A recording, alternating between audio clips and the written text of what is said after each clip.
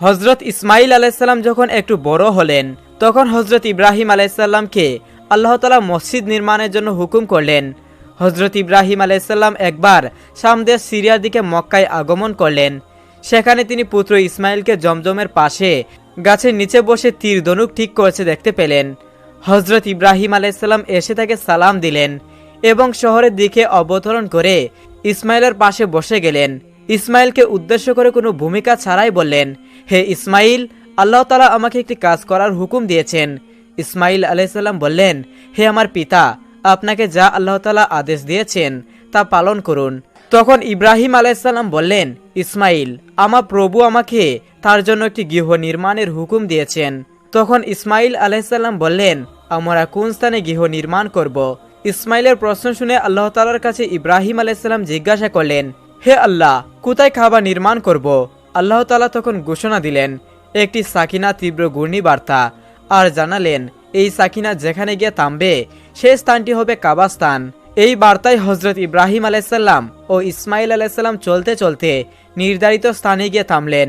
সেখানে হজরত ইব্রাহিম আলাইসাল্লাম কাবাগর নির্মাণের কাজ শুরু করলেন। ইব্রাহিম আলাইসাল্লাম ও ইসমাইল আলাইসাল্লাম যখন এই গৃহের প্রাচীর নির্মাণ করছিলেন তখন ইব্রাহিম আলাইসাল্লাম আল্লাহ তাআলার কাছে বললেন, হে আমাদের রব, আমাদের এই খেদমত আপনি কবুল করুন। আপনি সবকিছুর শ্রবণকারী ও সবকিছু দেখেন। হজরত ইসমাইল আলাইসাল্লাম ও ইব্রাহিম আলাইসাল্লাম দুইজনে মাটি খনন করে কাবাগরের কাজ শুরু করলেন। হজরত ইসমাইল আলাইসাল্লাম পাথর বয়ে আনতেন আর পিতা ইব্রাহিম আলাইসাল্লাম নির্মাণ কাজ চালাতেন। ইব্রাহিম আলাইসাল্লাম মিস্ত্রি ও ইসমাইল আলাইসাল্লাম যুগালির ভূমিকা পালন করেছিলেন। হজরত ইব্রাহিম আলাইসাল্লাম 5টি পাহাড় থেকে পাথর আনতেন। ভিত্তি স্থাপন হয়েছিল হেরা পর্বতের পাথর দ্বারা। দেওয়ালের গাঁথনি যখন বর্তমানে রক্ষিত হাজরে আসদের উচ্চতা পর্যন্ত পৌঁছালো তখন ইব্রাহিম আলাইসাল্লাম বললেন, হে ইসমাইল, এখানে সুন্দর একটি পাথর স্থাপন করো যাতে এই দিকে তাওয়াফকারীদের অন্তর আকৃষ্ট হয়। ফলে ইসমাইল আলাইসাল্লাম অনেক অনুসন্ধান করে একটি পাথর নিয়ে এলেন, কিন্তু ইব্রাহিমের তা পছন্দ হলো না। তাই এর চেয়ে সুন্দর পাথর সংরক্ষণ করার জন্য তাকে নির্দেশ দিলেন। তাই পুনরায় তিনি পাহাড়ে পাহাড়ে সুন্দর পাথর খুঁজতে বের হলেন। এমন সময় আবু কুবাইস পাহাড় থেকে উচ্চারিত হলো, হে ইসমাইল, আপনার একটি গচ্ছিত সম্পদ আছে আমার জিম্মায়, সম্পদটি নিয়ে আমাকে দায়মুক্ত করুন। হজরত নূহ আলাইসাল্লামের মহাপ্লাবনে হজরত আদম আলাইসাল্লামের নির্মিত কাবা প্লাবিত হয়ে গিয়েছিল। আল্লাহ তাআলা জিব্রাইল আলাইসাল্লামকে নির্দেশ দিলেন হাজরে আসদ পাথরটি সংরক্ষণ করার জন্য। হজরত আদম আলাইসাল্লাম জান্নাত থেকে আসার সময় এই পাথরটি নিয়ে এসেছিল এবং তিনি কাবা নির্মাণের সময় এই পাথরটি দেওয়ালে স্থাপন করেছিলেন। জিব্রাইল আলাইসাল্লাম পাথরটি নিয়ে আবু কুবাইস পর্বতে রেখে দেন। হজরত ইসমাইল আলাইসাল্লাম পর্বতের ভিতর থেকে পাথরটিকে নিয়ে কাবা শরীফের দেওয়ালে রাখলেন যাতে করে এই পাথরটিকে মানুষ কাবার দিকে তাওয়াফ আরম্ভ করতে পারে। এইভাবে হাজরে আসদ পেল তার যথার্থ স্থান। তখন এই পাথরটির শুভ্রতা এত প্রখর ছিল যে এর আলোতে আশেপাশের অঞ্চলসমূহ আলোকিত হয়ে যেত। কিন্তু পরবর্তীতে কাবা গৃহের 2বার আগুন লেগে পাথরটি ক্ষতিগ্রস্ত হয় এবং কালো বর্ণ ধারণ করে। অন্ধকার যুগে এক অপবিত্র নারীর স্পর্শে পাথরটি হয়ে পড়ে জ্যোতিহীন এবং কালো। মুশরিকদের অপবিত্র স্পর্শের কারণে নাকি এই কালো বর্ণ হয়ে যায়। এই পাথরটি বর্তমানে পৃথিবীর বুকে একমাত্র পাথর যা জান্নাত থেকে প্রেরিত। এটা আল্লাহ তাআলার একটি বিশেষ কুদরত। এক পর্যায়ে গৃহের দেওয়াল উঁচু হয়ে গেলে, তার উচ্চতা কোমর পর্যন্ত হয়ে গেলে ইব্রাহিম আলাইহিসসালামের পক্ষে নির্মাণ করা অসম্ভব হয়ে পড়ল। তখন ইসমাইল আলাইহিসসালাম একটি পাথর সংরক্ষণ করে নিয়ে আসলেন। হযরত ইব্রাহিম আলাইহিসসালাম সেই পাথরের উপর দাঁড়িয়ে কাবাগরে গাঁথনি সম্পূর্ণ করলেন। হাদিসে এসেছে কাবাগরের দেওয়াল যত উঁচু হতে লাগলো পাথরের উচ্চতা তত বৃদ্ধি পেতে লাগলো। এছাড়া পাথরে ইব্রাহিম আলাইহিসসালামের পায়ের ছাপও আজও বিদ্যমান। কাবাগৃহ নির্মাণের সময় এই পাথরটিকে চারিদিকে ঘুরিয়ে ঘুরিয়ে ব্যবহার করতেন। তখন থেকেই এই পাথরটি মাকামে ইব্রাহিম নামে পরিচিত। অবশেষে গৃহের সম্মুখে এসে নির্মাণ কাজ সম্পূর্ণ করলেন। তখন পর্যন্ত কাবাগরে কোনো ছাদ ছিল না। হযরত ইব্রাহিম আলাইহিসসালাম একদিন স্বপ্নে দেখলেন যে কে যেন তাকে বলছে, হে আল্লাহর দোস্ত, আপনি আল্লাহর নামে কুরবানি করুন। নবীর প্রতি স্বপ্ন আদেশ ওহির সমতুল্য। তাই হযরত ইব্রাহিম আলাইহিসসালাম স্বপ্নের কুরবানির আদেশ পেয়ে অস্থির হয়ে উঠলেন। অনেক চিন্তা ভাবনা করে তিনি দুম্বা ও উট কুরবানি করে দিলেন। দ্বিতীয় রাতে তিনি আবারও স্বপ্ন দেখলেন। একজন তাকে বলছে, হে নবী, আল্লাহর রাস্তায় কুরবানি করুন। দ্বিতীয়বারও তিনি 200 উট কুরবানি করলেন। অতঃপর তৃতীয় রাতে আবারও তিনি স্বপ্ন দেখলেন। তৃতীয় রাতে আবারও তিনি 200 উট কুরবানি করলেন। চতুর্থ রাতে তিনি আবার স্বপ্ন দেখলেন, হে আল্লাহর দোস্ত, আপনি আল্লাহর রাস্তায় আপনার প্রিয় সন্তানকে কুরবানি করুন। এইবারে স্বপ্ন দেখে হযরত ইব্রাহিম আলাইহিসসালাম হতভম্ব হয়ে গেলেন। তার সন্তান বলতে হযরত ইসমাইল আলাইহিসসালাম ব্যতীত আর কেউ নেই। সেই সন্তান তার নির্বাসিত মাতার নিকট থাকে। কিন্তু আল্লাহ রাব্বুল আলামিন যখন তাকে এই প্রিয় সন্তানটি কুরবানি করার জন্য আদেশ দিলেন, ইব্রাহিম আলাইহিসসালাম মনে মনে দৃঢ় সংকল্প করে বললেন, এটাই যদি আল্লাহ তাআলার অভিপ্রায় হয় যে ইব্রাহিমকে তার রাস্তায় কুরবানি করতে হবে, তাহলে আমি তা পিছপা হব না। আল্লাহর মহব্বত ও ভালোবাসার পথে দুনিয়ার কোনো কিছুই আমার বাধা হয়ে দাঁড়াতে পারবে না। এরপর আল্লাহর নবী হযরত ইব্রাহিম আলাইহিসসালাম তার একমাত্র পুত্র ইসমাইলকে আল্লাহর রাস্তায় কুরবানি করার জন্য দৃঢ় সংকল্প করলেন। যেই বাবা সেই কাজ। ইব্রাহিম আলাইহিসসালাম তার সন্তান বালক ইসমাইলকে ডেকে বললেন, হে আমার পুত্র, তুমি গোসল করে সুন্দর সুসজ্জিত কাপড় পরে তৈরি হয়ে নাও, আমি তোমাকে নিয়ে একটি দাওয়াতে যাব। শিশু ইসমাইল আলাইহিসসালাম ছোটবেলা থেকেই আত্মীয় স্বজন ও পিতার মহব্বত ছাড়াই লালিত পালিত হয়েছিলেন। ছোটবেলা থেকেই পিতা তার সঙ্গে ছিল না। যখন বালক ইসমাইল আলাইহিসসালাম শুনলেন পিতা তাকে নিয়ে এক জায়গায় দাওয়াত খেতে যাবেন, বালক ইসমাইলের মন আনন্দে নেচে উঠল। তখন তিনি মাতা হাজারার কাছে গিয়ে বললেন, আম্মাজান, আপনি কি শুনেছেন? আব্বাজান আমাকে বলেছে আমাকে নিয়ে তিনি নাকি এক জায়গায় দাওয়াত খেতে যাবেন। ও আম্মাজান, আপনি তাড়াতাড়ি করে আমাকে গোসল করিয়ে দিন আর উত্তম পোশাকে সজ্জিত করে দিন, আমি আব্বার সাথে দাওয়াত খেতে যাব। আমি যে আর ধৈর্য ধরতে পারছি না। বিবি হাজারা তখন বললেন, সত্যি কি তোমাকে তিনি দাওয়াত খেতে নিয়ে যাবেন? হযরত ইসমাইল আলাইহিসসালাম বললেন, আপনি তাকে জিজ্ঞাসা করে দেখুন না। এরপর বিবি হাজারা আলাইহিসসালাম ইব্রাহিম আলাইহিসসালামকে জিজ্ঞাসা করে বললেন, ও আমার প্রাণের স্বামী, আমি শুনলাম আপনি নাকি ইসমাইলকে নিয়ে দাওয়াত খেতে যাবেন। ইব্রাহিম আলাইহিসসালাম বললেন, ও হাজারা, তুমি ঠিকই শুনেছ, ইসমাইলকে গোসল করিয়ে সুন্দর পোশাকে সুসজ্জিত করে দাও, আমি তাকে নিয়ে দাওয়াত খেতে যাব। বন্ধুরা, অনেকেই মনে হতে পারে হযরত ইব্রাহিম আলাইহিসসালাম নবী হয়ে বিবি হাজেরা ও ইসমাইল আলাইহিসসালামের সাথে মিথ্যা কথা বলেছেন, কিন্তু মূলত জাতির পিতা ইব্রাহিম আলাইহিসসালাম তাদের সাথে মিথ্যা কথা বলেনি। গভীরভাবে যদি চিন্তা করা হয় তাহলে ইব্রাহিম আলাইহিসসালামের এই কথাটি সঠিক ও বাস্তবসম্মত ছিল। কেননা তিনি ইসমাইল আলাইহিসসালামকে নিয়ে আল্লাহর একটি দাওয়াতে যাচ্ছিলেন। এরপরে বিবি হাজেরা আলাইহিসসালাম বালক ইসমাইলকে উত্তম রূপে গোসল করিয়ে সুন্দর পোশাকে সুসজ্জিত করে দিলেন। অতঃপর তাকে স্বামীর হাতে তুলে দেওয়ার পূর্বে বললেন, ও আমার প্রিয় স্বামী, ইসমাইলকে আমি ছোট থেকে এই পর্যন্ত লালন পালন করছি, কিন্তু এর মধ্যে আমি তাকে একটি বারের জন্যও আমার দৃষ্টির আড়াল করিনি। ও আমার প্রিয় স্বামী, আপনি সবসময় তাকে দেখে রাখবেন, কখনোই আপনি তাকে আপনার চোখের আড়াল করবেন না। যতক্ষণ না পর্যন্ত আপনি আর ইসমাইল আমার কাছে ফিরে আসছেন, ততক্ষণ পর্যন্ত আমি উদ্বিগ্ন থাকব এবং আপনাদের পথের দিকে চেয়ে আমার সময় কাটবে। হযরত ইব্রাহিম আলাইহিসসালাম এই কথা শুনে কোনো কিছুরই উত্তর দিলেন না। তার হৃদয়ের মধ্যে এক তুফান বয়ে যাচ্ছিল। তিনি মুখ ফুটে কোনো কথা বিবি হাজারাকে বলতে পারছিলেন না। তার অস্ত্র যেন দু চোখ বেরিয়ে আসতে যাচ্ছিল, কিন্তু তিনি তার চোখের অস্ত্রগুলোকে আল্লাহ রাব্বুল আলামিনের মহব্বতের দুনিয়ায় চাপা দিয়ে রেখেছিলেন। এরপর হযরত ইব্রাহিম আলাইহিসসালাম বালক ইসমাইলকে নিয়ে চলতে লাগলেন মিনার পাহাড়ের দিকে।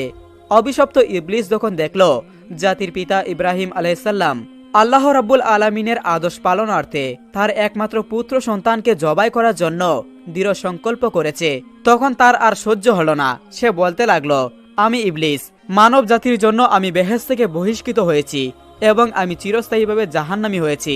আর সেই মানব জাতির একজন সন্তান ইব্রাহিম আলাইহিসসালাম আল্লাহর আদেশ পালন করে তার প্রিয় ভাজন হবে, এটা আমি কিভাবে সহ্য করব? কোনোভাবেই এটা হতে দেওয়া যাবে না। যে করেই হোক ইব্রাহিমকে এ কাজ থেকে ফিরিয়ে রাখতেই হবে। তাই ইবলিস তার চক্রান্ত ও ষড়যন্ত্র বাস্তবায়নের জন্য সর্বপ্রথম বিবি হাজেরার কাছে একজন ভালো মানুষ বেশি উপস্থিত হলো। বিবি হাজেরা আলাইহিসসালামের কাছে গিয়ে ইবলিস বলল, ও হাজেরা, তুমি কি জানো তোমার স্বামী ইব্রাহিম তোমার সন্তানকে কোথায় নিয়ে যাচ্ছে? বিবি হাজেরা আলাইহিসসালাম বললেন, কেন? তিনি তাকে একটি দাওয়াতে নিয়ে যাচ্ছেন। ইবলিস বলল, আমি এতদিন ঠিকই শুনেছি নারী জাতি অত্যন্ত সহজ সরল ও ভোলাবালা, তাদেরকে যে কোনো মিথ্যা কথা বলে ও প্রতারণামূলক কথা বলে ধোঁকা দেওয়া যায়। তোমার স্বামী তোমাকে ধোঁকা দিয়েছে। বিবি হাজেরা আলাইহিসসালাম শয়তানের মুখে এইসব কথা শুনে বললেন, তুমি কেমন কথা বলছো? আমার স্বামী আল্লাহর নবী, তিনি কিভাবে আমাকে ধোঁকা দিতে পারেন? আমি তোমার কথা বিশ্বাস করি না। আর সত্যি করে বলো তো, তুমি কে? কি উদ্দেশ্যে তুমি আমার স্বামীর বিরুদ্ধে তুমি আমাকে মিথ্যা কথা বলছো? তুমি এক্ষুনি আমার কাছ থেকে দূর হয়ে যাও। ইবলিস বলল, ও হাজেরা, এখন তো তুমি অত্যন্ত তেজের সাথে কথা বলছো, কিন্তু কালকে যখন দেখতে পাবে সত্যি ইব্রাহিম তার সন্তান ইসমাইলকে জবাই করে দিয়েছে, তখন দেখা যাবে তোমার এত তেজ কোথায় থাকে। বিবি হাজেরা আবার বিরক্ত হয়ে বললেন, আচ্ছা তুমি কি বলতে চাচ্ছ একটু খুলে বলো। শয়তান বলল, আমি তোমার কাছে সেই কথা বলার জন্য এসেছি। বিবি হাজেরা বলল, তুমি কি আমাকে বুঝিয়ে বলতে পারো এর কি কোনো যুক্তি হয়? একজন পিতা কেন তার একমাত্র নিরপরাধ সন্তানকে জবাই করবে? শয়তান বলল, ও হাজেরা, ইব্রাহিম অযথা ইসমাইলকে জবাই করবে না। আল্লাহ রব্বুল আলামিন তাকে নির্দেশ দিয়েছেন তিনি যেন ইসমাইলকে তার রাস্তায় কুরবানি করেন। এ কারণে ইব্রাহিম তোমার পুত্র ইসমাইলকে জবাই করতে মিনার পাহাড়ে নিয়ে যাচ্ছে। এখনো সময় আছে, তুমি তাড়াতাড়ি করে ইসমাইলকে তার হাত থেকে রক্ষা করো, না হলে দেখবে ইব্রাহিম তোমার পুত্র ইসমাইলকে আল্লাহর আদেশ পালন করতে গিয়ে জবাই করে দিয়েছে। বিবি হাজেরা এবার শয়তানের কথা শুনে বললেন, আল্লাহ রব্বুল আলামিন দুনিয়ার এতগুলো মানুষের মধ্য থেকে যদি আমার ইসমাইলকে তার রাস্তায় জবাই করার জন্য কবুল করে থাকেন, তাহলে এর চাইতে বড় সৌভাগ্যের বিষয় আর কি হতে পারে? শুধু একজন ইসমাইল নয়, আল্লাহ রব্বুল আলামিন যদি আমার হাজার হাজার সন্তান দিতেন, আর সেই হাজার হাজার সন্তানকেও যদি আল্লাহ রব্বুল আলামিন তার রাস্তায় কুরবানি করার জন্য আদেশ দিতেন, আমি খুশি মনে তাদের সকলকে আল্লাহর রাস্তায় উৎসর্গ করে দিতাম। আমি বুঝতে পেরেছি তুমি ইবলিস, আর তুমি আমাকে ধোঁকা দিতে এখানে এসেছো। আমি তোমার নিকট থেকে আল্লাহ রব্বুল আলামিনের কাছে আশ্রয় প্রার্থনা করছি। আউযু বিল্লাহি মিনাশ শাইতানির রাজিম, লা হাওলা ওয়ালা কুওয়াতা ইল্লা বিল্লাহিল আলিউল আযীম। হে ইবলিস, তুমি এক্ষুনি আমার চোখের সামন থেকে দূর হয়ে যাও। হাজেরা আলাইহিস সালামের এই তেজদীপ্ত বক্তব্য শুনে ইবলিস আর তার কাছে টিকতে পারল না। অতঃপর ইবলিস শয়তান চলে গেল। ইবলিস যখন দেখল বিবি হাজেরা আলাইহিস সালামকে কোনো রকম ভাবে ধোঁকা দেওয়া যাচ্ছে না, তখন সে চিন্তা করতে লাগলো, যাই বালক ইসমাইলকে গিয়ে এই কথা জানাই। হযরত ইসমাইল আলাইহিস সালাম ইব্রাহিম আলাইহিস সালামের পিছনে পিছনে চলছিলেন এবং কিছুটা ইব্রাহিমের পিছনেই ছিলেন। ইবলিস তখন ইসমাইল আলাইহিস সালামকে তার হাতের ইশারায় ডেকে ইব্রাহিম আলাইহিস সালামের কাছ থেকে দূরত্বে নিয়ে গেল। তখন সে ইসমাইলকে বলল, ও ইসমাইল, তুমি কি জানো তোমার পিতা তোমাকে কোথায় নিয়ে যাচ্ছেন? ইসমাইল আলাইহিস সালাম বলল, কেন, দাওয়াত খেতে নিয়ে যাচ্ছেন। ইবলিস বলল, হে বালক, তুমি তো অত্যন্ত কচি ও ছোট, তোমার মন সাদাসিধে ও ভোলাবালা, তাই তোমার পিতা তোমাকে দাওয়াত খাওয়ার কথা বলে ধোঁকা দিচ্ছে। তখন ইসমাইল আলাইহিস সালাম বললেন, তুমি কেমন কথা বলছো? আমার পিতা আমাকে কেন ধোঁকা দিবে? আমি তার একমাত্র সন্তান, আর এতদিন পরে তিনি আমার সাথে দেখা করতে এসেছেন। ধোঁকা দেওয়ার উদ্দেশ্য কি হতে পারে? ধোঁকা দেওয়ার উদ্দেশ্য কি হতে পারে তার? তখন ইবলিস বলল, ও ইসমাইল, তুমি জেনে রাখো তোমার পিতা তোমাকে দাওয়াত খাওয়ার কথা বলে দুহাই দিয়ে জবাই করার জন্য নিয়ে যাচ্ছে। মিনার পাহাড়ে যেয়ে তোমাকে জবাই করে দিবেন। তখন ইসমাইল আলাইহিস সালাম বললেন, এটা কি কোনো যুক্তি হতে পারে যে কোনো পিতা তার একমাত্র সন্তানকে বিনা কারণে জবাই করবেন কেন? ইবলিস বলল, ইসমাইল, তোমার পিতা বিনা কারণে তোমাকে জবাই করবেন না। আল্লাহ রাব্বুল আলামিন তাকে আদেশ দিয়েছেন তিনি যেন তোমাকে আল্লাহর রাস্তায় কুরবানি করেন, আর আল্লাহ রাব্বুল আলামিনের নির্দেশ পালন করার জন্য তোমার পিতা তোমাকে মিনার পাহাড়ে জবাই করার জন্য নিয়ে যাচ্ছেন। তখন ইসমাইল আলাইহিস সালাম বললেন, আল্লাহ রাব্বুল আলামিন এই দুনিয়াতে এত মানুষের মধ্য থেকে যদি আমাকে তার রাস্তায় জবাই করার জন্য কবুল করে থাকেন, তাহলে এর চাইতে বড় সৌভাগ্যের ব্যাপার তো আর আমার কাছে কিছুই হতে পারে না। আমি বুঝতে পেরেছি তুমি মানুষরূপী ইবলিস। ইবলিস, তুমি জেনে রাখো আল্লাহ রাব্বুল আলামিন যদি আমাকে লক্ষ কোটি জীবন দিতেন, আর সেই লক্ষ কোটি জীবনকেও আল্লাহ রাব্বুল আলামিন যদি তার রাস্তায় কুরবানি করার জন্য কবুল করতেন, তাহলে আমি প্রতিবারই আল্লাহ রাব্বুল আলামিনের রাস্তায় কুরবানি হওয়ার জন্য প্রস্তুত থাকতাম। ও ইবলিস, তুমি আমার কাছ থেকে এক্ষুনি দূর হয়ে যাও। আমি তোমার কাছ থেকে আল্লাহ রাব্বুল আলামিনের কাছে আশ্রয় প্রার্থনা করছি। আউযু বিল্লাহি মিনাশ শাইতানির রাজিম। এরপর হযরত ইসমাইল আলাইহিস সালাম ইবলিসকে লক্ষ্য করে পাথর মারতে লাগলেন। ইসমাইল আলাইহিস সালামের সেই স্মৃতি চারণ করে আজ পর্যন্ত হাজিরা হজে গিয়ে শয়তানকে পাথর মারে। এরপর হযরত ইব্রাহিম আলাইহিস সালাম পুত্র ইসমাইলকে নিয়ে মিনা প্রান্তরে উপস্থিত হলেন। তাফসিরে রুহুল মাআনিতে উল্লেখ রয়েছে, ইসমাইল আলাইহিস সালামকে জবাই করার পূর্বে জাতির পিতা ইব্রাহিম আলাইহিস সালাম তার সাথে কিছু পরামর্শ করে নিতে চাইলেন। ইব্রাহিম আলাইহিস সালাম ইসমাইল আলাইহিস সালামকে বললেন, হে বৎস, আমি স্বপ্নে দেখেছি যে আমি তোমাকে জবাই করছি, এখন তোমার কি অভিমত বলো। সে বলল, হে আমার পিতা, আপনি যা আদিষ্ট হয়েছেন তাই করুন। আল্লাহ ইচ্ছা করলে আপনি আমাকে ধৈর্যশীলদের অন্তর্ভুক্ত দেখতে পাবেন। সূরা সাফফাত আয়াত নম্বর 102। হজরত ইসমাইল আলাইসাল্লামের জবান শুনে হজরত ইব্রাহিম আলাইসাল্লাম অত্যন্ত খুশি হলেন।